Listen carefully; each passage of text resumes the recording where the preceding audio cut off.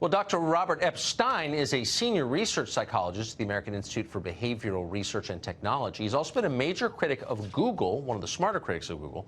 He's argued persuasively that the company's bias may have boosted Hilary Clinton in the 2016 election. That's not just something he thinks. He's amassed quite a bit of research to suggest it's true. Epstein's arguments recently triggered a political spat between Hilary Clinton and President Trump on Twitter. Clinton bashed Epstein and his work and called it, quote, debunked. The interesting thing is that Dr. Epstein has been long been a supporter of the Clintons, but he says Hillary's recent behavior has been, quote, shameful.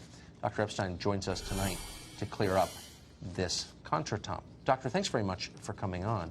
Now, I just want to restate, as you've told us a number of times in the show, you're not a political conservative, and you've actually been a fan of Hillary Clinton's.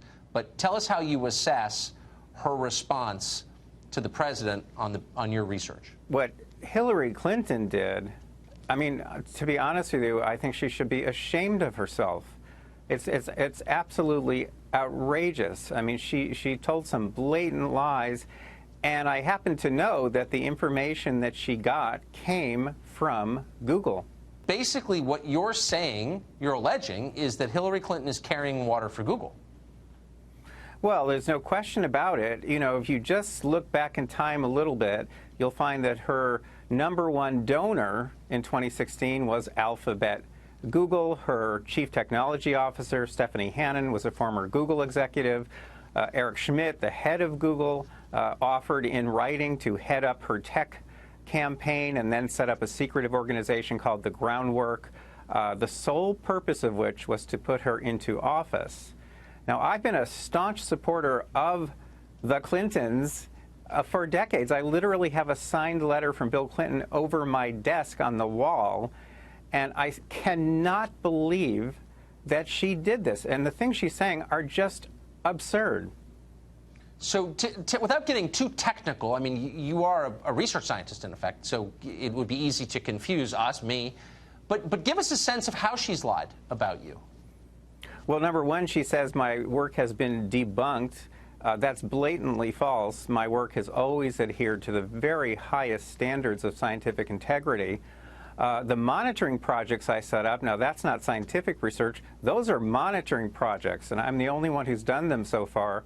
And the purpose of those, of course, is to capture what big tech companies like Google are showing people on our screens.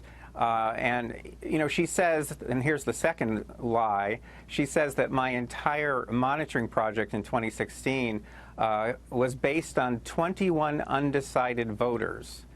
Actually, my discovery of the bias that occurred, the pro-Clinton bias that occurred in Google search results, not in Bing or Yahoo, by the way, just Google. Right. That analysis came because I preserved 13,207 election-related searches and the 98,000 web pages to which the search results linked. So this was a big, sophisticated analysis. Yes. It was the first ever of its kind. I did an even a bigger project, bigger monitoring project in 2018. Also with startling results about bias in Google's search results.